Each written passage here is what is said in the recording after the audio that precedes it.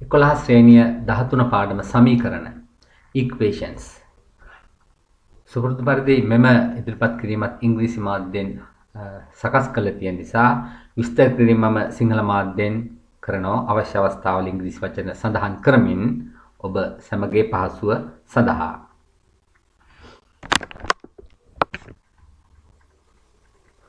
මෙමගින් අපි කතා කරන්නේ 13 ක අභ්‍යාස මාලාවේ විසඳුම් බලන්න පළවෙනි ගණනේ A කොටස A සමානයි 10යි B සමානයි ඍණ 9යි B කොටස x සමානයි 20යි y සමානයි 6යි එම කොටස් දෙක පහසු ගණන් නිසා මම විසඳීම් මෙහි ඉදිරිපත් කළේ නැහැ. C කොටස අපි විසඳුම් බලමු. 3 x ධන භාගයයි y සමානයි 4යි භාගයයි x ඍණ y සමානයි 1යි. ඔබට පේනවා පළමු සමීකරණය 6න් ගුණ කරලා තියෙනවා මේ සංඛ්‍යා දෙකේ කුඩා පොදු ආකාරය 6 බැවින්. එතකොට ඒක සුළු කරන ආකාරය මේ විදිහට සුළු කරාම 2x ධන 3y සමානයි 24 වශයෙන් තුන්වෙනි සමීකරණය ලැබෙනවා.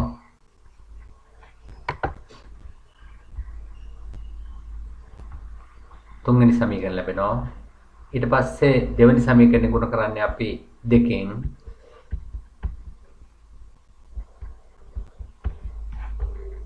හේතුව මෙතන හරය දෙක තියෙන්නේ මෙතන හරයක් නැහැ. ඒක සුළු වුණාම අපිට පේනවා ලැබෙන පිළිතුර x ඍණ 2y සමානයි 2.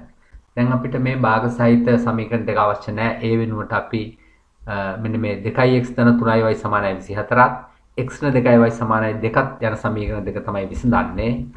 ඒක 3 4 ලෙස අරගන්නවා. සංගුණක සමාන කිරීම සඳහා හතරවෙනි සමීකරණය දෙකෙන් ගුණ කරාම අපිට 2x ඍණ 4y සමානයි 4 ලැබෙනවා. ඒක පස්වෙනි සමීකරණය. දැන් අපිට පුළුවන් මේ පස්වෙනි සමීකරණයත් ඒ වගේම තුන්වෙනි සමීකරණයත් අඩු කිරීමෙන් මෙලෙස මම මෙතන පියවරක් අඩු කරා තුන්වෙනි සමීකරණයෙන් පස්වෙනි සමීකරණය අඩු කිරීමේදී දීර්ඝ පියවර නොලිය 2x වලින් 2x අඩු කරාම බිඳුවයි එක්වරම බිඳුව අපි ලියන්න අවශ්‍ය නැහැ 3y වලින් ඍණ 4y අඩු කරාම බලන්න මෙතන 3y තුන්වෙනි සමීකරණේ තියෙන්නේ ඒකෙන් අඩු කරන්න ඕන අපි සමීකරණ අඩු නිසා අඩු කරනවා කීයද මේ 4y නෙමෙයි මේක ඍණ 4y සමානයි 24න් අඩු කරනවා 4ක් දැන් මෙතන වරහන් ඉවත් කිරීමේදී ඔබ දන්නවා ඍණ ධන 4y වෙනවා 20යි 7y 20යි y සමානයි 7න් 20යි ආදේශ කිරීමෙන් හතරවෙනි සමීකරණ එමාගය y සමානයි 7න් 20 හතරවෙනි සමීකරණට ආදේශ කරලා හතරවෙනි සමීකරණය මේක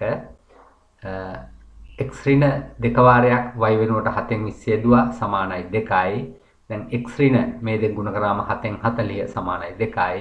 x සමානයි දෙපසටම 7න් 40ක් එකතු කිරීමෙන් මේක අහෝසි වෙලා යනවා. අනිත් පැත්තට ධන 7න් 40 එනවා. ඊට පස්සේ අපි කරේ මේ දෙක කියන එක පොදු හරය සහිතව 7න් ලියාගත්තා. මෙතන බලන්න මේ දෙක කියන්නේ පූර්ණ සංඛ්‍යාවක් අවශ්‍ය නම් එකෙන් දෙක කියලා ගන්න පුළුවන්. එතකොට ලවයත් හරයත් 7න් ගුණ කිරීම එක 7න් 14 වෙනවා. දැන් 7න් 54යි අවසාන පිළිතුර මේ විදිහට ලැබෙනවා.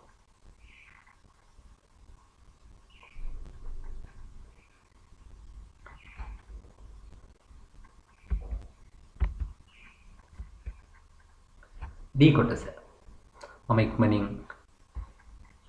විස්තර කරගෙන යන්නම්. පළවෙනි සමීකරණය 21න් ගුණ කරනවා මේ දෙකේ කුඩාම තුන ආකාරයෙන්. එතකොට අපිට ලැබෙනවා 6යි p ඍණ 7යි q සමාන 105යි. සුළු කිරීම මේ ආකාරයෙන් සිද්ධ වෙන්නේ. ඊළඟට අපි දෙවෙනි සමීකරණය 6න් ගුණ කරනවා. එතකොට සුළු කිරීමෙන් අපිට ලැබෙනවා 3යි p ඍණ 8යි q සමාන 72යි. දැන් අපි මේ 1 2 සමීකරණ වෙනුවට අපි විසඳීම් කරන්නේ 3 4 සමීකරණ දෙක.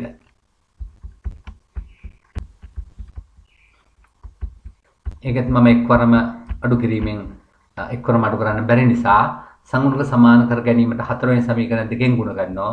ඒතකොට එනවා 6යි p ඍණ 20යි q සමාන 144යි. ඊට පස්සේ අපිට පේන එක පස්වෙනි සමීකරණය. තුන්වෙනි සමීකරණයෙන් පස්වෙනි සමීකරණය අඩු කරනවා. එතනත් අඩු කිරීම එක්වරම කරා. තුන්වෙනි සමීකරණයෙන් පස්වෙනි සමීකරණය අඩු කරනවා. 6p වලින් 6p අඩු කරාම 0යි. මෙතන තියෙන්නේ ඍණ 7q. මෙතන ඍණ 7q ලිව්වා. මේ අඩු කිරීම නිසා අඩු කරා කීයද මෙතන ඍණ 20q. ඍණ 20q සමානයි 105න් අඩු කරනවා 144ක් මේ පැත්තේ. දැන් ඍණ 7q මෙතන වරහන් ඉවත් කිරීමෙන් ධන 20q වෙනවා. මෙතන ඍණ 39යි මේ දෙකේ එකතුව. එහෙනම් 13q සමානයි ඍණ 39යි. q සමානයි ඍණ 3යි. දැන් අපි q විභාගය ආදේශ කරනවා හතරවෙනි සමීකරණය. හතරවෙනි සමීකරණය 3p ඍණ 10යි q සමානයි 72යි. 3p ඍණ 10 වරක් q විභාගය ඍණ 3 බැවින් මේක මෙතෙන්ට ආදේශ කරා 72යි. 3p ඍණ 10 ගුණ කිරීම ඍණ 3 ධන 30යි සමානයි 72යි. 3p උක්ත කරාම 42 ලැබෙනවා. p සමානයි 14යි.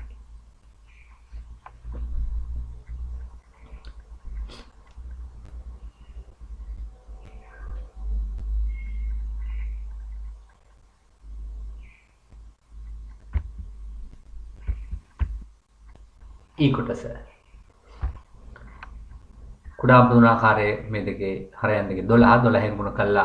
දැන් මම ගුණ කිරීමේ පියවර ලිව්වේ නැහැ. ඔබට මේ විසඳීමේ හැකියාව ප්‍රගුණ වෙන විට පියවර ඉවත් කරන්න පුළුවන්. බලන්න. මෙතන 4 සහ 3 කුඩා පුදුනාකාරය. LCM of these two denominators is 12. To remove these 4 and 3 we multiply first equation by 12. First equation by 12. Now you can do this multiplication in your mind. M over 4 multiply by 12. 4 and 12 cancel. 3 is remaining 3m.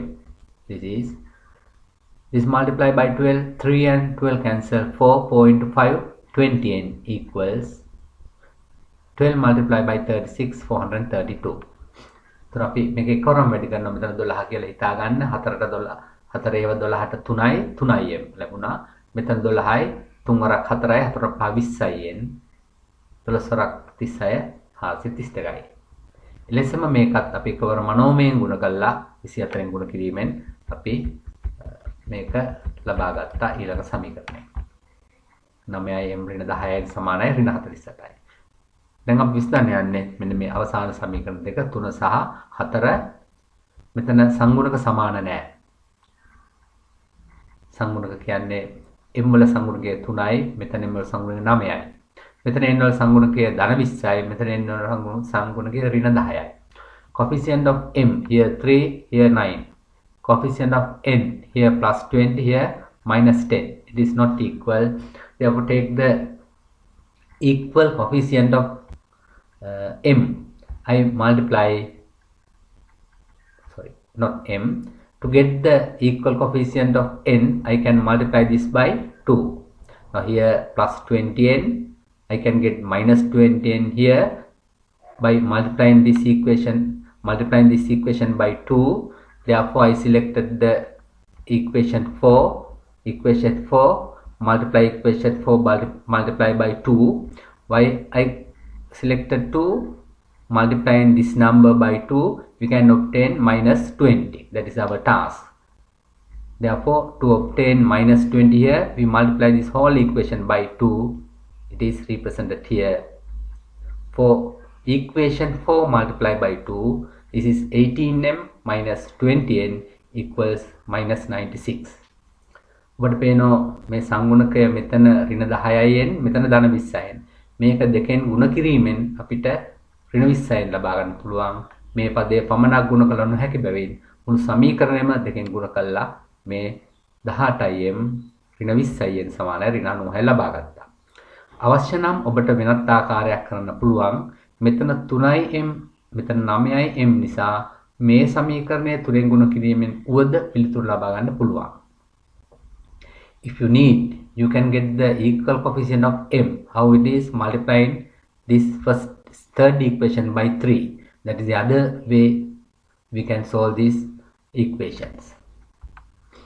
හොඳයි ඊට පස්සේ අපි දැන් විසඳන්න බලාපොරොත්තු වෙන්නේ මේ පස්වෙනි සමීකරණය සහ තුන්වෙනි සමීකරණය. ඔබට පේනවා මෙතන ධන 20යින් මෙතන ඍණ 20යින්. මේ දෙක එකතු කරොත් බිඳුව බඩපත් වෙනවා.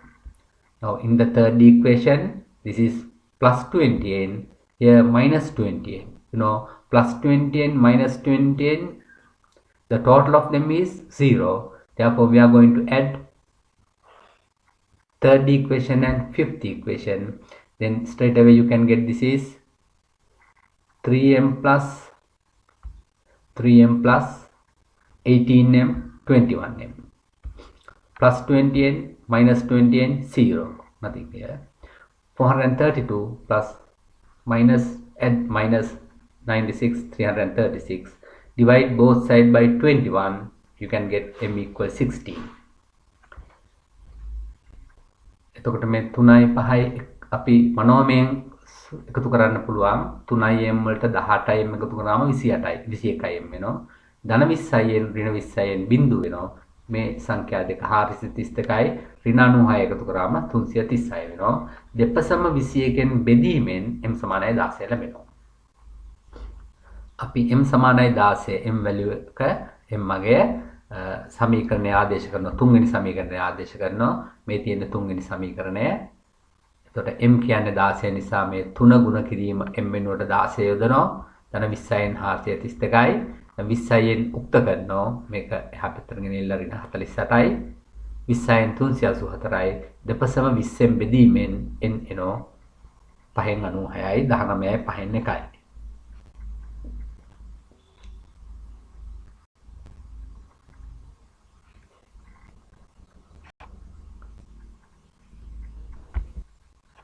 I am not going to explain. It is same way. You check your answers.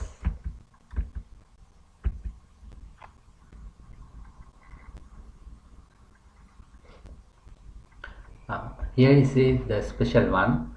Only first equation with the fractional coefficients, but second one not. Therefore, no need to make any change of the second one.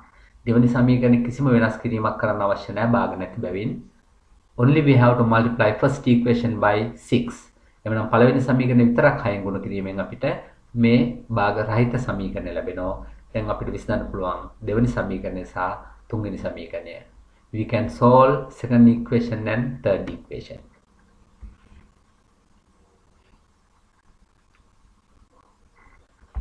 මෙතනත් අපි මනෝමයෙන් සුළු කරන්නේ 3න් 2 අඩු කරනවා. තුන්වෙනි සමීකරණයෙන් දෙවෙනි සමීකරණය. මෙන්න මේ සමීකරණය මේ සමීකරණය අඩු කරන්නේ. එහෙමනම් 4x වලින් 4x අඩු කරාම බිඳුවයි ධන 9යි y. මෙතන ලිව්වා. ඒකෙන් අඩු කරන්න ඕන. මේ කීයද? ඍණ 5යි y. ඍණ 5යි y. හොඳට තේරුම් ගන්න මේ තියෙන්නේ ධන 9යි y. අඩු කරන්න අවශ්‍ය නිසා අපි අඩු කිරීම ලකුණ දැම්මා. අඩු කරන්නේ මේ ඍණ 5යි y. ඒක නැවතත් ඍණ 5යි y. මේ අවස්ථාවේ අනිවාර්යයෙන්ම වරහන් යොදාගත යුතුමයි. ඍණ 6 අඩු කිරීම ඍණ 22. අඩු කිරීම 22. y සමානයි ඍණ 2යි. එක දෙවෙනි සමීකරණය ආදේශ කිරීමෙන් x සමානයි 3යි.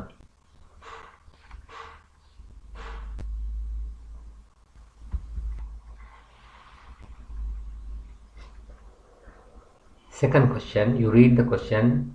Sinhala medium students, it is better you refer your textbook. In the textbook, second question is available. Before explanation, you read the question. Sinhala මාධ්‍ය දරුවන් මෙහි විස්තර කිරීමට ප්‍රථම පෙළ පොතේ මේ ගාන කියවලා තේරුම් ගන්න.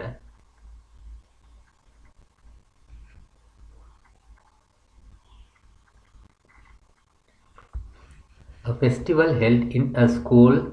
The past pupil association agreed to bear half of the amount spent on refreshment and 1/3 of the amount of spent on decorations. Accordingly, the amount given by the past pupils association was 20,000 rupees. Rest of the amount spent on refreshment and decorations was given by the welfare society, which was 30,000. First part, take in the amount of spent on refreshment as x and amount spent for decoration y. Construct pair of simultaneous equations to indicate the above information. Second part, solve the equations and find separately the amount spent on refreshment and refreshment and decoration. දැන් අපිට පේනවා මේකෙන් කියන්නේ මේ පාසලේ උත්සවයක් සඳහා රිෆ්‍රෙෂ්මන්ට් සංග්‍රහ සඳහා වියදම් කරන මුදලෙන් භාගයකුත් සැරසිලි සඳහා වියදම් කරන මුදලෙන් 3/4කුත් පාස් පීපල්ස් ඇසෝසියේෂන් එක දරනවා. ඉතුරු මුදල වෙල්ෆෙයාර් සොසයිටි එකක්. එතකොට මුදල් දෙක වෙන වෙනම දීලා තියෙනවා 20000 සහ 30000. එතකොට මෙම ගැටලු විසඳීමේදී මුලින්ම අපි මේ දීලා තියෙන ඊයේ පද දෙක ඩිෆයින් කරලා දීලා තියෙනවා. ඉතා වැදගත්.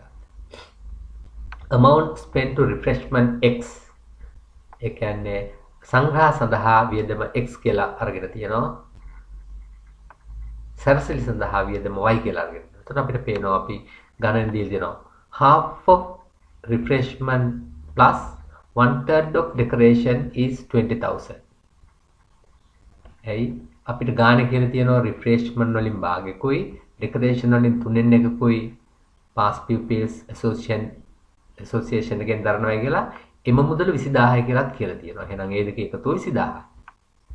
එහෙනම් මේ refreshment x then half of refreshment mean half of x plus 1/3 y equal 20,000. එහෙනම් භාගයයි refreshment වල value එක x කියලා නිසා භාගයයි x ධන 3/1යි y සමානයි 20000යි. Yes, after spending this amount, we should know if the half of refreshment is available here. Here is another half. That half is spent by the welfare society. Then welfare society spend half of x, the remaining this half. If the past pupils association spend 1/3, remaining should be 2/3. අපි දන්නෝ ඒ decoration සඳහා වියදම් කරේ 3/1ක් නම් මේගොල්ල තව 3/2ක් ඉතිරි. ඒක අපි හිතෙන් ලබා ගන්න ඕන. 3/1ක් මේගොල්ල වියදම් කරා නම් තව 3/2ක් ඉතුරුයි. ඒ 3/2 තමයි මේ තියෙන්නේ. එහෙමනම් වෙල්ෆෙයාර් සොසයිටි එක රිෆ්‍රෙෂ්මන්ට් වලින් භාගයයි සංග්‍රහ වලින් භාගයයි සරසිලි වලින් 3/2යි. ඒගොල්ල ඒ දෙක එකතු රුපියල් 30000 බව දීලා තියෙනවා. Now we can solve these two equations as the previous. Now here I have used separate method to solve this equation. Actually, traditionally you can multiply this by 6 and you can get third equation. You can multiply this one or 6, you can get another equation. By adding or subtracting, traditionally you can solve. But when you observe here, we can see no need to multiply. When you are subtract the first equation from the second equation, half x minus half x 0. බලන්න දෙවෙනි සමීකරණයෙන් පළවෙනි සමීකරණය අඩු කරොත් භාගයයි x වලින් භාගයයි x අඩු කරාම 0. එතකොට x නිකම්ම ඉවත් වෙනවා. එතකොට අපිට පහසුයි. එතකොට y විතරයි ඉතුරු වෙන්නේ. Then we can form one equation with only y. Then it is easy to solve. එහෙමනම් අපිට මෙතෙන්දී අපි කෙටි ක්‍රමයක් අනුගමනය කරනවා. දෙවෙනි සමීකරණයෙන් පළවෙනි සමීකරණය අඩු කරනවා. එතකොට මනෝමයෙන් අඩු කරොත් මේ දෙක අඩු කරාම 0යි. 3/2යි y වලින් 3/1ක් අඩු කරාම 3/1යි. බොහොම සරලයි. අපි දන්නවා 3/2ෙන් 3/1ක් අඩු කරාම 3/1යි. එහෙනම් මේ පැත්තේ ඉතුරු වෙන්නේ 3/1යි y සමානයි 30000න් 20000ක් 10000යි. 1/3 y equals 10,000. Multiply both sides by 3. To remove this denominator 3, multiply this side by 3. Then 3 and 3 cancel. Y multiply this by side by 3, 30,000. මෙතන භාග සංගුණකයන් නිසා අපි මේ හරය තුන ඉවත් කරන්න මේ පැත්ත 3ෙන් ගුණ කිරීමක් කරන්නේ. එතකොට ඒ 3යි මේ 3යි අහෝසි වෙලා y වෙනවා. මේ පැත්තත් 3ෙන් ගුණ කරාම 30000 වෙනවා. දැන් අපි එකගයක් ලබාගෙන තියෙන්නේ. දැන් from the equation 1 half x plus 1/3 by 20,000 we can substitute this y here. මේ y වල අගය මෙතෙන්ට ආදේශ කරන්න පුළුවන්. භාගයයි x ධන 3/1යි y වෙනුවට 30000 20000යි. භාගයයි 30000න් 3/1ක් කියන්නේ 10000යි. ඒක සමාන වෙන 20000ට. එහෙනම් භාගයයි x සමානයි 10000යි. දෙපසම දෙකෙන් ගුණ කිරීමෙන් මේ බෙදීම දෙක ඉවත් කරන්න මේ පැත්ත දෙකෙන් ගුණ කරනවා. මේ පැත්තත් දෙකෙන් ගුණ කරනවා. x සමානයි 20000යි. එතකොට අපිට ලැබෙනවා x සමානයි 20000යි y සමානයි 30000යි.